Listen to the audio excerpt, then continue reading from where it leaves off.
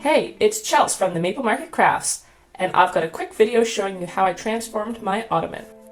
This Ottoman was perfectly functional, so we would hate to get rid of it. It's got 5 inches of foam cushion on the top, and it also hinges open and gives lots of storage. It's great for resting your feet and putting your snacks on. The problem with it is it looks like hot garbage. The fake leather was shedding like crazy, and I would find red flakes all over the house.